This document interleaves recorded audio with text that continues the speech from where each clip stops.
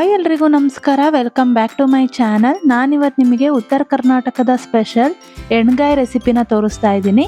ಹೇಗೆ ಮಾಡೋದು ಅಂತ ನೋಡ್ಕೊಂಬರೋಣ. ಇವಾಗ ನಾನು ಬದನೆಕಾಯಿ ತೊಗೊಂಡಿದ್ದೀನಿ. ಅದನ್ನು 4 ಭಾಗ ಮಾಡಿ ಉಪ್ಪು ನೀರಲ್ಲಿ ನೆನೆಸಿಟ್ಟಿದ್ದೀನಿ. ಒಂದು 1/4 ಗಂಟೆ ನೆನೆಸಿದ್ರೆ ಸಾಕಾಗತ್ತೆ. ಇವಾಗ ಅದನ್ನು ಸೈಡಿಗೆ ಎತ್ತಿಟ್ಬಿಟ್ಟು ಇವಾಗ ಪ್ರೊಸೀಜರ್ ಹೇಗೆ ಮಾಡೋದು ಅಂತ ತೋರಿಸ್ತೀನಿ. ಒಂದು ಚಿಕ್ಕ ಪ್ಯಾನ್ಗೆ ನಾನಿಲ್ಲಿ ಕಡಲೆ ಬೀಜ ಅಂದರೆ ಶೇಂಗಾ ಬೀಜನ ಹಾಕ್ಕೊಂಡಿದ್ದೀನಿ. 1-2 ಸ್ಪೂನ್ ಆಗೋಷ್ಟು ಶೇಂಗಾ ಬೀಜನ ಹಾಕ್ಕೊಂಡಿದ್ದೀನಿ. ಶೇಂಗಾ ಬೀಜನ ಚೆನ್ನಾಗಿ ಹುರ್ಕೋಬೇಕಾಗದೆ. ಚೆನ್ನಾಗಿ ಕೆಂಪಾಗೋ ತನಕ ಹುರ್ಕೋಬೇಕು, ರೋಸ್ಟ್ ಆಗಿ. ಅಂದರೆ ತುಂಬ ಕಪ್ಪಗೂ ಮಾಡಬಾರ್ದು. ಈ ಕನ್ಸಿಸ್ಟೆನ್ಸಿ ಇದ್ರೆ ಸಾಕು. ಇದನ್ನ ಇವಾಗ ಒಂದು ಪ್ಲೇಟಿಗೆ ಎತ್ತಿಡ್ಕೊತಾ ಇದ್ದೀನಿ. ಈಗ ಅದ್ರ ಜೊತೆಗೆ 1 ಸ್ಪೂನ್ ಆಗೋಷ್ಟು ಬಿಳಿ ಎಳ್ಳನ್ನು ಹಾಕ್ಕೊತಾ ಇದ್ದೀನಿ. ಬಿಳಿ ಎಳ್ಳು ಅಷ್ಟೇ, ತುಂಬ ರೋಸ್ಟ್ ಮಾಡೋಕ್ಕೆ ಹೋಗಬಾರ್ದು. ಇದು ಪ್ಯಾನ್ ಬಿಸಿನೇ ಇರುತ್ತೆ, ಆವಾಗಲೇ ಸಿಮ್ಮಲ್ಲೇ ಇಟ್ಟು ಮಾಡ್ಕೋಬೇಕಾಗತ್ತೆ. ಒಂದು ಸ್ವಲ್ಪ ಕೆಂಪುಗಾಗಿ ಸ್ವಲ್ಪ ಕಲರ್ ಚೇಂಜ್ ಆಗಿ ಅದು ಸಿಡಿಯೋಕ್ಕೆ ಸ್ಟಾರ್ಟ್ ಆಗಿದ ತಕ್ಷಣ ತೆಗೆದು ಬಿಡಬೇಕು.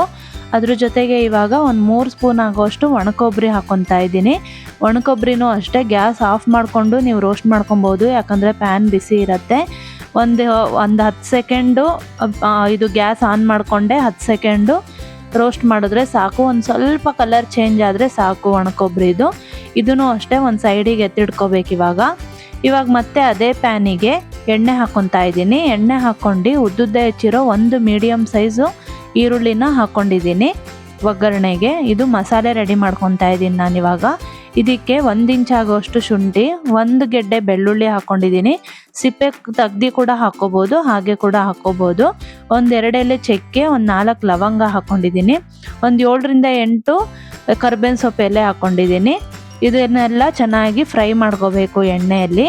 ಚೆನ್ನಾಗಿ ಕೆಂಪಾಗೋ ತನಕ, ಈರುಳ್ಳಿ ಚೆನ್ನಾಗಿ ಟ್ರಾನ್ಸ್ಪರೆಂಟ್ ಆಗೋ ತನಕ ಹುರ್ಕೋಬೇಕು. ಅದ್ರ ಜೊತೆಗೆ ನಾವು ಇವಾಗ ಕಡಲೆ ಬೀಜ ಹಾಗೆ ಬಿಳಿ ಎಳ್ಳು ಮತ್ತು ಒಣಕೊಬ್ಬರಿ ಇದು 3 ಪುಡಿ ಮಾಡ್ಕೊಂಬರ್ಬೇಕು. ತುಂಬ ನೈಸಾಗಿ ಮಾಡಬಾರ್ದು, ತರಿಯಾಗಿ ಮಾಡ್ಕೋಬೇಕು.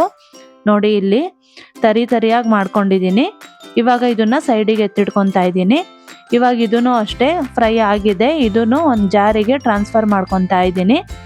ಈಗ ಮಸಾಲೆಗೇನೆ ಅದಕ್ಕೇನೆ ರುಚಿಗೆ ತಕ್ಕಷ್ಟು ಉಪ್ಪನ್ನು ಹಾಕ್ಕೊಂಡಿದ್ದೀನಿ. ಹಾಗೆ 1-2 ಸ್ಪೂನ್ ಆಗೋಷ್ಟು ಖಾರದ ಪುಡಿ, ಖಾರಕ್ಕೆ ಎಷ್ಟು ಬೇಕೋ ಅಷ್ಟು ಹಾಕ್ಕೊಳ್ಳಿ. ಹಾಗೆ 1/4 ಟೀ ಸ್ಪೂನ್ ಆಗೋಷ್ಟು ಅರಿಶಿನ ಹಾಕ್ಕೊಂಡಿದ್ದೀನಿ. ಹಾಗೆ 1-2 ಸ್ಪೂನ್ ಆಗೋಷ್ಟು ಧನಿಯಾ ಪುಡಿ, 1 ಸ್ಪೂನ್ ಆಗೋಷ್ಟು ಗರಂ ಮಸಾಲ. ಇದನ್ನಿಷ್ಟನ್ನು ಹಾಕ್ಕೊಂಡು ಅದ್ರ ಜೊತೆಗೆ ನಾವು ಹುಣಸೆ ಹಣ್ಣಿನ ರಸ ಕೂಡ ಸೇರಿಸ್ಕೋಬೇಕಾಗತ್ತೆ. ನಾನಿಲ್ಲಿ ಹುಣಸೆ ಹಣ್ಣು ಒಂದು ಸ್ವಲ್ಪ ನೆನೆಸಿದ್ದೀನಿ.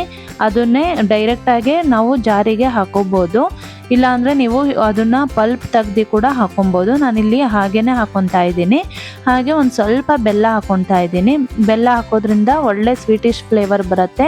ಹಾಗೆ ಒಂದು ಅರ್ಧ ಟೊಮ್ಯಾಟೊ, ಒಂದು ಸ್ವಲ್ಪ ಕೊತ್ತಂಬರಿ, ಒಂದು ಸ್ವಲ್ಪ ಕೊಬ್ಬರಿ, ಯಾಕಂದರೆ ನಾವು ಒಣಕೊಬ್ಬರಿನೂ ಹಾಕ್ಕೊಂಡಿದ್ದೀವಲ್ವ, ಅದಕ್ಕೆ ಒಂದು ಸ್ವಲ್ಪ ಕೊಬ್ಬರಿ ಹಾಕ್ಕೊಂಡಿದ್ದೀನಿ. ಅದನ್ನು ನುಣ್ಣಗೆ ಪೇಸ್ಟ್ ಮಾಡ್ಕೊಬೇಕು. ನೀರು ಹಾಕ್ದೇ ಗ್ರೈಂಡ್ ಮಾಡ್ಕೋಬೇಕಾಗತ್ತೆ, ನುಣ್ಣಗೆ ರುಬ್ಕೋಬೇಕಾಗತ್ತೆ. ಇವಾಗ ನಾನು ಅದನ್ನು ತರಿಯಾಗಿ ರುಬ್ಬಿಟ್ಕೊಂಡಿದ್ನಲ್ವ, ಎಳ್ಳು ಹಾಗೆ ಕಡಲೆ ಬೀಜ ಒಣಕೊಬ್ಬರಿ ಎಲ್ಲ, ಅದನ್ನ ಇವಾಗ ಒಂದು ಬೌಲಿಗೆ ಹಾಕ್ಕೊಂಡು 1 ಮೀಡಿಯಮ್ ಸೈಜ್ ಈರುಳ್ಳಿನ ಹಾಕ್ಕೊಂಡಿದ್ದೀನಿ ಸಣ್ಣದಾಗಿ ಕಟ್ ಮಾಡಿ. ಹಾಗೆ ಈಗ ಮಸಾಲೆ ರುಬ್ಬಿದ್ದೀವಲ್ವ ಗಟ್ಟಿಯಾಗಿ, ಅದನ್ನು ಹಾಕ್ಕೊತಾ ಇದ್ದೀನಿ. ಅದನ್ನು ಹಾಕ್ಕೊಂಡು ಚೆನ್ನಾಗಿ ಈ 3 ಹೊಂದ್ಕೊಳ್ಳೋ ಥರ ಮಿಕ್ಸ್ ಮಾಡ್ಕೋಬೇಕು. ಮಿಕ್ಸ್ ಮಾಡ್ಕೊಂಡು ಇವಾಗ ನಾವು ಬದನೆಕಾಯಿ ಹೆಚ್ಚಿಟ್ಟಿದ್ವಲ್ವ, 4 ಭಾಗ ಮಾಡಿಟ್ಟಿದ್ವಲ್ವ, ಆ ಬದನೆಕಾಯಿಗೆ ತುಂಬ್ಕೋಬೇಕಾಗತ್ತೆ. ಚೆನ್ನಾಗಿ ಫುಲ್ ಒಳಗಡೆ ಎಲ್ಲ ಚೆನ್ನಾಗಿ ತುಂಬ್ಕೋಬೇಕು. ನೋಡಿ ಈ ಮಸಾಲೆ ಎಲ್ಲ ಇವಾಗ ನಾನು ಮಿಕ್ಸ್ ಮಾಡಿದ್ದೀನಿ. ಇವಾಗ ಬದನೆಕಾಯಿಗೆ ಎಲ್ಲ ಬದನೆಕಾಯಿಗೂ ನಾನು ಈ ಥರ ತುಂಬ್ಕೊತಾ ಇದ್ದೀನಿ. ಎಲ್ಲ ಸೈಡಿಗೂ ತುಂಬ್ಕೊಂಡು ಕ್ಲೀನಾಗಿ ಅದು ಸ್ಟಫ್ ಮಾಡಿ ಇಟ್ಕೋಬೇಕಾಗತ್ತೆ ಬದನೆಕಾಯಿಗೆ. ನಾನಿವಾಗ ಎಲ್ಲ ಬದನೆಕಾಯಿಗೂ ಸ್ಟಫ್ ಮಾಡಿ ಇಟ್ಕೊಂಡಿದ್ದೀನಿ ಈ ಮಸಾಲೆ. ಇವಾಗ ಒಗ್ಗರಣೆ ಕೊಟ್ಕೊಳ್ಳೋಣ. ನೋಡಿ ಇವಾಗ ಎಲ್ಲ ಬದನೆಕಾಯಿಗೂ ನಾನು ಸ್ಟಫ್ ಮಾಡಿಟ್ಟಿದ್ದೀನಿ, ನಿಮಗೆ ತೋರಿಸ್ತಾ ಇದ್ದೀನಿ. ಇವಾಗ ಒಗ್ಗರಣೆ ಕೊಟ್ಕೋಬೇಕಾಗತ್ತೆ. ಇವಾಗ ಒಂದು ಬಾಣಲಿಗೆ ಎಣ್ಣೆ ಹಾಕ್ಕೊಂಡಿದ್ದೀನಿ. ಸ್ವಲ್ಪ ಜಾಸ್ತಿನೇ ಬೇಕು, ಯಾಕಂದರೆ ಇದು ಎಣ್ಣೆಯಲ್ಲೇ ಮಾಡಬೇಕಲ್ವ, ಅದಕ್ಕೋಸ್ಕರ. ಈಗ ಒಗ್ಗರಣೆಗೆ ಸಾಸಿವೆ ಹಾಕ್ಕೊಂಡಿದ್ದೀನಿ. ಸಾಸಿವೆ ಚೆನ್ನಾಗಿ ಸಿಡಿದ ಮೇಲೆ ಕರ್ಬೇವಿನ ಸೊಪ್ಪು ಹಾಕ್ಕೊತಾ ಇದ್ದೀನಿ. ಅದ್ರ ಜೊತೆಗೆ ನಾವು ಸ್ಟಫ್ ಮಾಡಿ ಇಟ್ಕೊಂಡಿದ್ವಲ್ವ ಬದನೆಕಾಯಿ, ಅದನ್ನೆಲ್ಲ ಹಾಕ್ಕೊತಾ ಇದ್ದೀನಿ. ಒಂದ್ರ ಮೇಲೆ ಒಂದು ಹಾಕೋಕೆ ಹೋಗಬೇಡಿ, ಎಣ್ಣೆಯಲ್ಲಿ ಎಲ್ಲ ಬದನೆಕಾಯಿನೂ ಫ್ರೈ ಆಗಬೇಕು. ಅದಕ್ಕೋಸ್ಕರ ಪಕ್ಕದಲ್ಲೇ ಹಾಕ್ಕೊಡಿ ಬದನೆಕಾಯಿ. ಹಾಕ್ಬಿಟ್ಟು 1-2 ನಿಮಿಷ ಮೀಡಿಯಮ್ ಫ್ಲೇಮಲ್ಲಿ ಮುಚ್ಚಿ ಬೇಯಕ್ಕಿಡಬೇಕು. ಒಂದು ಸೈಡು ಆಗಿರುತ್ತೆ ಫ್ರೈ, ಇನ್ನೊಂದು ಸೈಡಿಗೆ ಟರ್ನ್ ಮಾಡ್ಕೊಬೇಕಾಗತ್ತೆ. ನೋಡಿ ಇಲ್ಲಿ ಆಗಿದೆ, ಒಂದು ಸೈಡು ಸ್ವಲ್ಪ ಫ್ರೈ ಆಗಿದೆ. ಹಿಂಗೆ ಪಕ್ಕದಲ್ಲೇ ಇಟ್ಟು ನಾವು ಮತ್ತೆ ಮುಚ್ಚಳ ಮುಚ್ಚಿ ಬೇಯಕ್ಕಿಡಬೇಕು. ಟರ್ನ್ ಮಾಡ್ಕೊಂಡು ಇನ್ನೊಂದೆರಡು ನಿಮಿಷ ಬಿಟ್ಟು ಮತ್ತೆ ಟರ್ನ್ ಮಾಡ್ಕೊಂಡು ಚೆಕ್ ಮಾಡಬೇಕು. ನೋಡಿ ಈ ಥರ ಆಗಿರುತ್ತೆ. ಈ ಟೈಮಲ್ಲಿ ನಾವು ಮಸಾಲೆ ರುಬ್ಬಿ ರೆಡಿ ಮಾಡ್ಕೊಂಡಿರ್ತೀವಲ್ವ, ಆ ಸ್ಟಫಿಂಗು ಉಳಿದಿತ್ತು, ಅದನ್ನು ಇವಾಗ ಆ ಮಸಾಲೆನ ಇದಕ್ಕೆ ಸೇರಿಸ್ಕೊತಾ ಇದ್ದೀನಿ.